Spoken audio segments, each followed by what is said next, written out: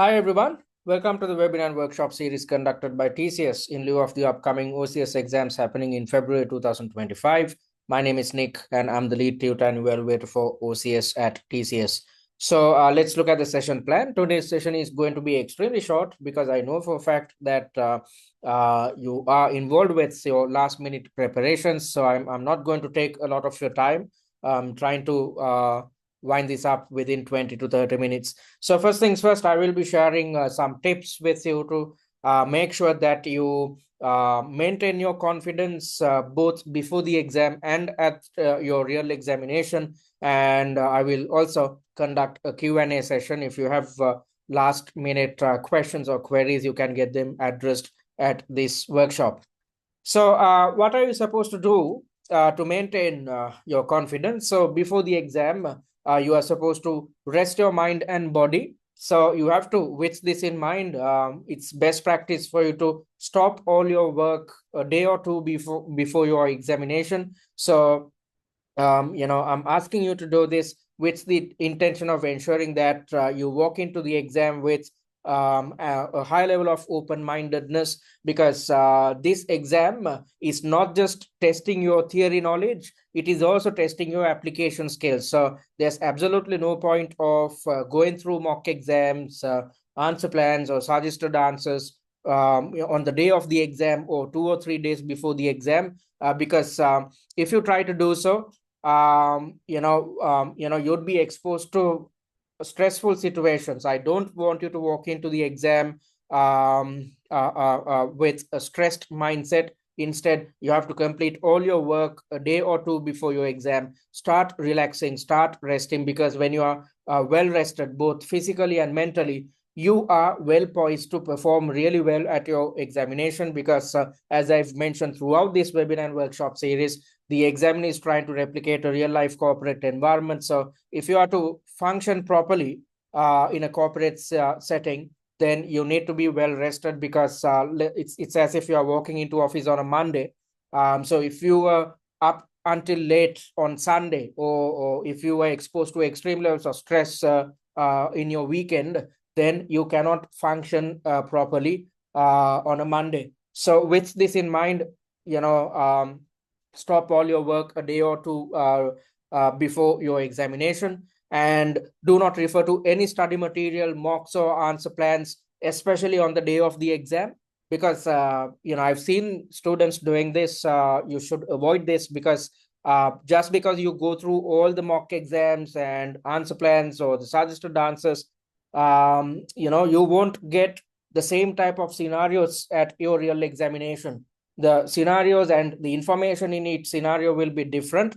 Although we have covered all syllabus elements via our 6 mock exams, we are not in a position to predict the type of scenarios which will be thrown at you at your exam. So this makes absolutely no sense, you trying to go through answers and trying to memorize answers and whatnot, trying to memorize what appears, the type of information which appears within each mock exam. Instead, as I mentioned earlier, you have to complete all your work a day or two before your exam and let your mind and body rest. If so, you'd be successful at your exam. You have to avoid all undue stresses before walking into the exam. And before the exam, in the upcoming 2 or 3 days, it's best that you think that you're actually playing the role of a finance officer at back office.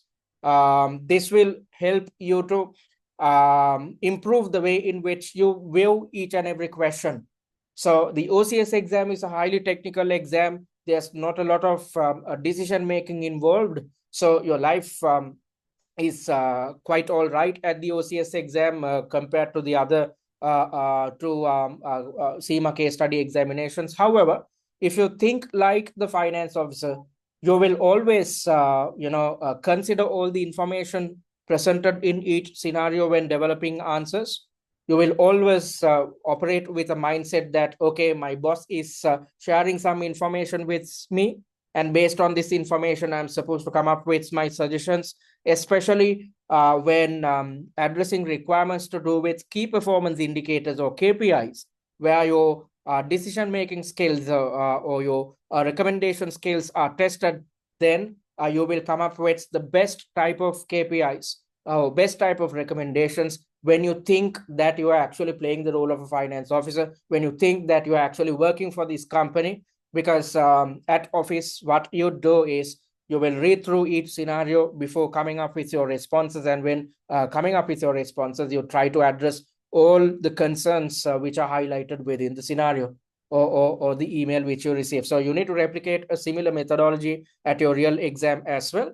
And it's quite normal for students to feel negative closer to the exam. This happens because of stress. I've highlighted what leads to stress. So this is a situation where when we are approaching closer to the exam, there's a fear which sets in because we don't know the type of questions which can be thrown at us. So we are exposed to something called the fear of the unknown. So I don't want you to feel negative or down before the examination, because if you feel negative, then it will impact your performance at your real examination.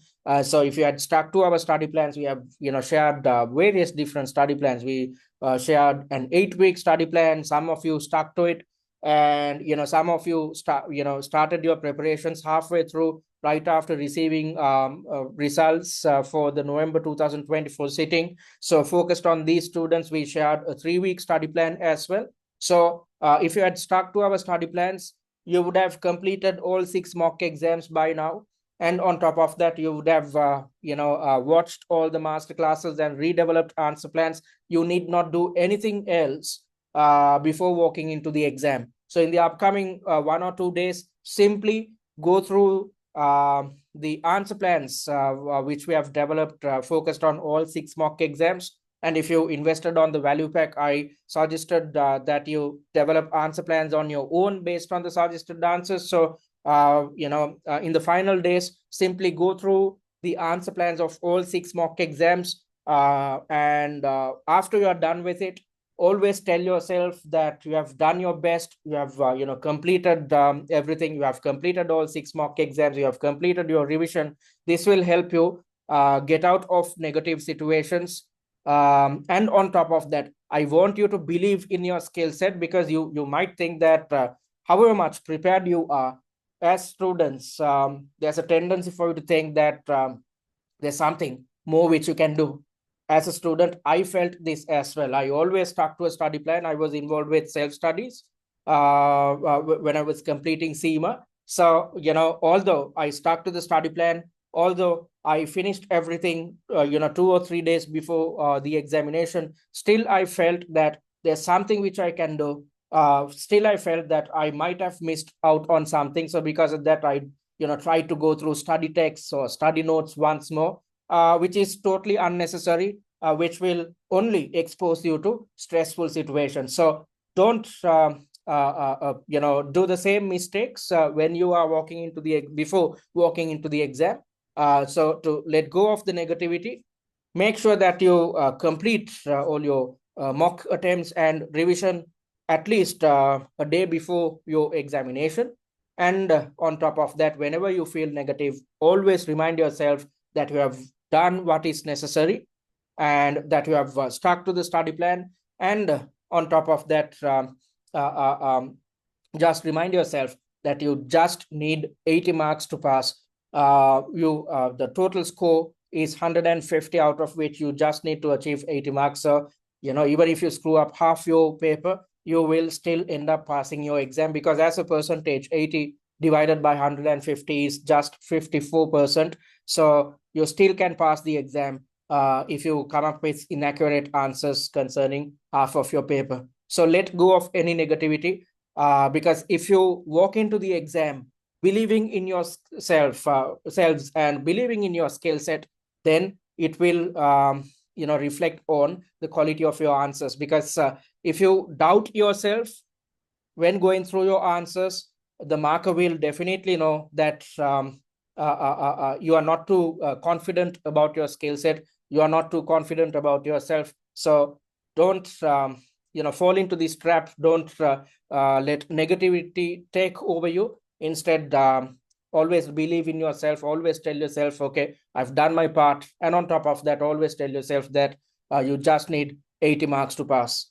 And be open-minded at all times. That's exactly why I want you to stop studies 1 or 2 days before your examination, so that you walk into the exam without anything in your head. If so, you will develop answers which are totally aligned with each scenario. You will develop answers which are aligned with each requirement, rather than trying to replicate the same type of answers which you had seen when attempting the mock exams. So in order to gain the most amount of marks, you need to develop answers which are totally aligned with the information presented at your examination. So as I mentioned earlier, although we can predict how each syllabus element can be tested, we are not in a position to predict how each scenario or what type of scenarios can be thrown at you at your exam. So the best approach to make sure that you develop answers which are highly successful is to stop all your work and be open-minded at your exam. If so, you will develop answers which are totally aligned with each scenario. And that's what you're supposed to do before the exam and during the exam, with the intention of ensuring that you maintain your confidence, with the intention of ensuring that you manage your stressful situations. You need to stick to the exam technique routine. I highlighted this point in the 4th webinar as well, in which you are supposed to allocate 5 minutes to read the scenario, and 15 to 20 minutes should be allocated towards developing the answer plan, and the remaining time, which could be 20 to 25 minutes, should be allocated towards expanding the answer plan, thereby typing your answer.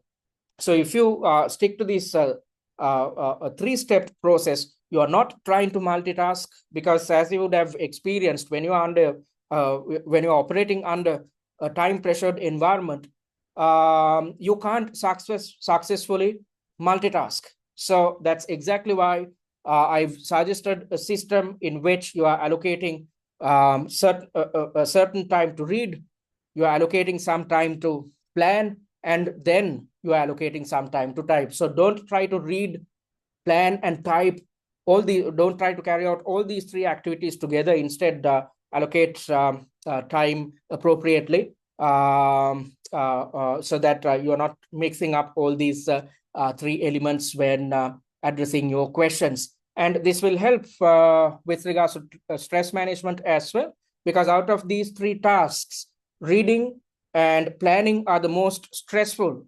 elements.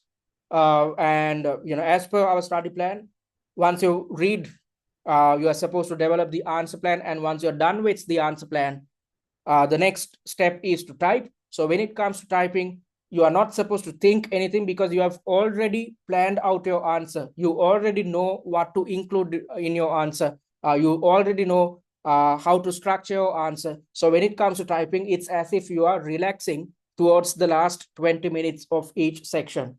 So indirectly, it's as if you are taking a break towards the last 20 minutes of each section, which is extremely beneficial for you with regards to managing your stress levels at your exam.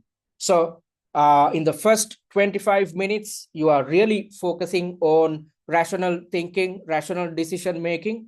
You are supposed to utilize your prefrontal cortex 100% of the time in the first 20 to 25 minutes.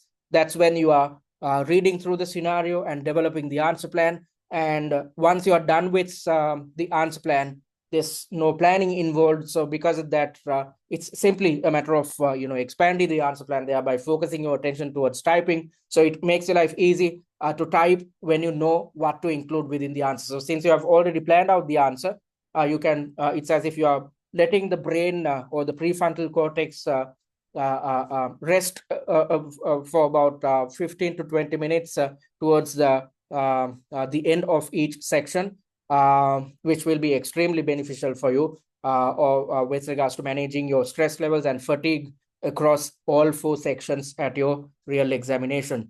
Although you stick to this answering technique, you might feel stressed, especially towards the last 2 sections, because the total time allocation is 3 hours. So once you're done with the first two sections, you have been operating under exam conditions, under a time pressured environment for 1.5 hours.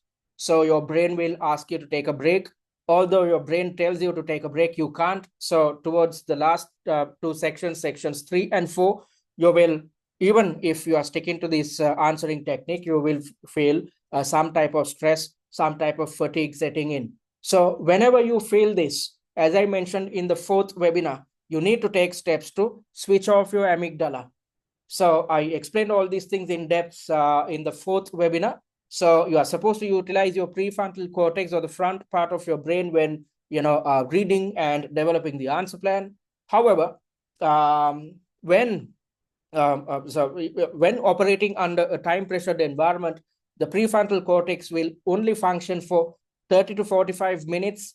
After that, there's a tendency for it to switch off. And when your prefrontal cortex wants to switch off, still when you keep using it for longer time periods, especially under time pressured environments, the brain functions will shift from your prefrontal cortex to a small part of your brain, which is known as the amygdala. So when the amygdala is in play, you will be exposed to a fight or flight response. So a flight response is a situation where the brain is telling you to get out of a stressful situation. So at the exam, you can't do it because you have to sit in one place and attempt the entire paper in one go across 3 hours.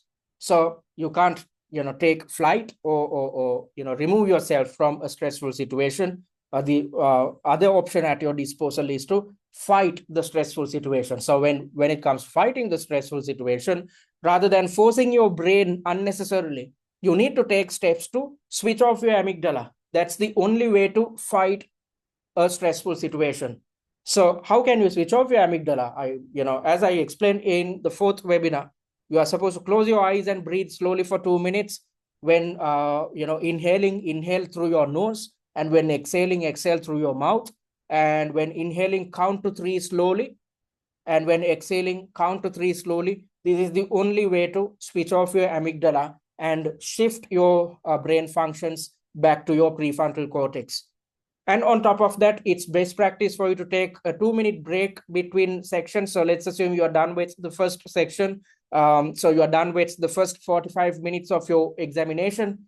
And when you're in section number 2, rather than reading through the scenario straight away, take a 2-minute break. The timer will run out. That's totally fine, because if you take a 2-minute break to refresh your brain, to make sure that you are thinking through your prefrontal cortex, it's as if you are gaining some time. Although the timer will run out at the beginning of each section, you'd see the timer running out starting from 45 minutes.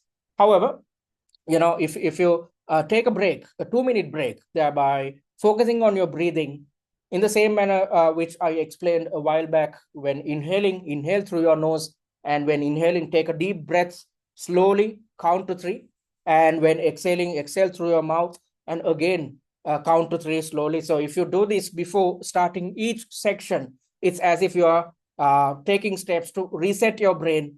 You are taking steps to refresh your brain. You are making sure that you are resting your brain for 2 minutes, which is going to be extremely beneficial for you, especially towards the last two sections, because even if you are well prepared, even if you are well conversant with this answering technique, because of fatigue setting in, you will be exposed to stress levels at your examination. So the best way to avoid these type of stressful situations, to overcome fatigue, is to focus on the breathing technique, which we have highlighted in webinar 4, as well as what I highlighted a while back.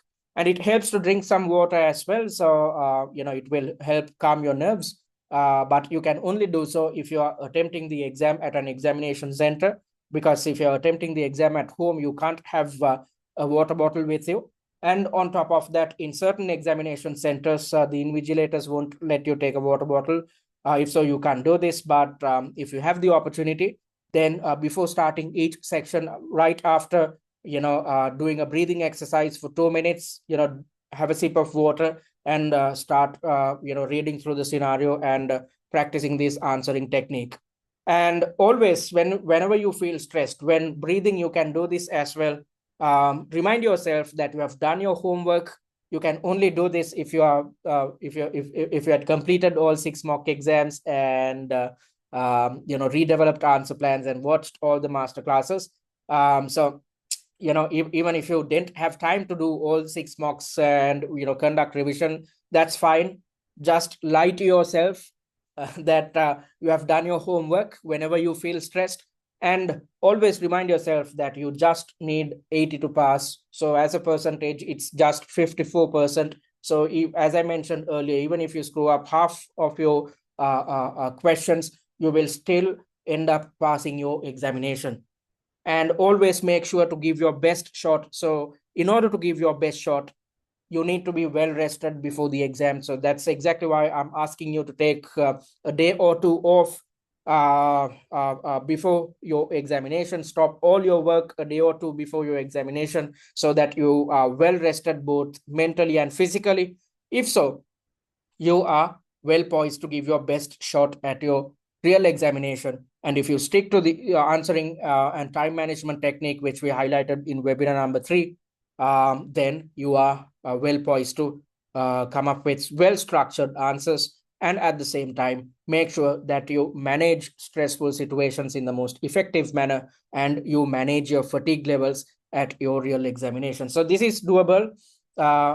This is if you had conducted your preparations properly, you can pass easily, because out of the 3 case studies, this is the easiest case study. You might think that there's a lot which you need to cover. Yes, that is true, but there's an extremely limited amount of decision making. The only way in which your decision making capabilities come into play is with regards to questions tied to KPIs. Other than that, it's all about explaining theoretical elements, considering the information presented in each scenario, which is the easiest thing to do. Because if you take something like the SCS exam, the strategic case study examination, prominence is provided towards theories.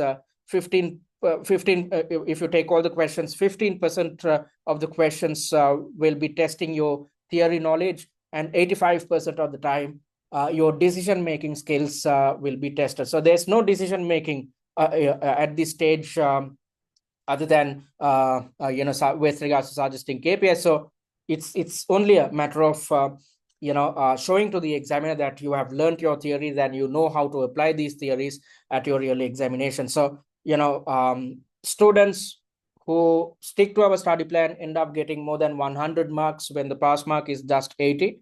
Although this is the case, even those who achieve more than 100 marks when attempting the real exam feel that they are not doing a good job, and after the exam, when they call us, what they say is, okay, look, I think I screwed up my examination, but later to find out when the results are out that they have achieved more than 100. So this happens when you don't believe in yourself. This is quite normal, especially as I mentioned earlier, due to fatigue setting in, especially towards sections 3 and 4. You will start doubting yourself. Whenever you are doubting yourself, focus on your breathing and get out of a negative situation, get out of a stressful situation, and always remind yourself that you have done your homework and you just need 80 to pass. This type of positivity will ensure that you do a good job, even when you feel that your performance is substandard. When the results are out, you would be amazed to know that you have skillfully mastered this examination. Okay, so that's what I wanted to highlight. And as I mentioned, there's absolutely no point of doubting yourself. That's exactly what Davis did. 2 days before the exam, this individual called me and said, I'm done with the study plan. I've attempted the 6 mocks. I've conducted revision. I've watched all the master classes. Still, I feel afraid of not covering certain elements. I feel that I'm half prepared before the examination. So I asked him to attend the Q&A, and a day before the exam, I called this individual and reminded that he had done his homework. And this individual called me after the examination and said that he screwed up the exam. And he said that from section 3 onwards, he felt that he wouldn't have gotten good marks. And although this was the case, when the results were out, this individual scored 112 marks. So simply believe in yourself. You have done your part. Just be confident. Don't be doubtful about your skill set, because if you let your brain win, then you won't come up with high quality answers, because when fatigue sets in, your brain will ask you to take a break. So whenever you feel stressed, as I mentioned earlier, focus on your breathing and get out of it, and always remind yourself that you have done your work, and take steps towards increasing your positivity, because if you believe in yourself, then you will come up with highly successful answers. Okay, so having said that, I'm moving on to the Q&A session. Let me pause the recording. All right, folks, seems like there aren't any questions. So if you want to contact us, you can do it via our website, which is www.study@tcs.com, or email us at info@study@tcs.com, or simply drop us a message via this WhatsApp number. And you can follow us on our social media handles as well. And after this session, I will be resharing the pre-seen mind map with you. I hope it will come in handy. And in the upcoming days, go through this pre-seen mind map at least twice a day, so that you constantly keep yourself reminded of what appears within your pre-seen document. And as I mentioned earlier, you have to, it's a must that you stop all work a day or two before your exam and start relaxing, with the intention of achieving a high level of open-mindedness. And on top of that, at the exam, stick to the answering and time management technique, which we taught in webinar 3 and what we have practiced when attempting the mock exams. It will ensure that you manage your stress levels and at the same time address fatigue levels. Also, whenever you feel stressed, focus on your breathing and get out of the stressful situation. And always remind yourself, don't doubt your skill set. Always remind yourself that you just need 80 to pass and that you have done your homework. So having said that, it brings us to the end of the webinar and workshop series, which we have conducted across 8 weeks. I hope we added some value to your preparations and you gained something out of these sessions. And I expect to see you guys at the MCS stage. So be confident, at the exam. Believe in yourself, believe in your skill set, and keep pushing forward across the 3 hours. If so, you will definitely pass this examination. So all the very best to all of you. And if you encounter any issues at the exam, there might be technical issues at your exam, especially if you're attempting at home and if your internet connectivity is substandard. If you face any issues, please drop me a message via the WhatsApp number so that I can give you technical assistance. All right. So thank you very much. I'll see you in March when you start your MCS exams. Thanks and take care.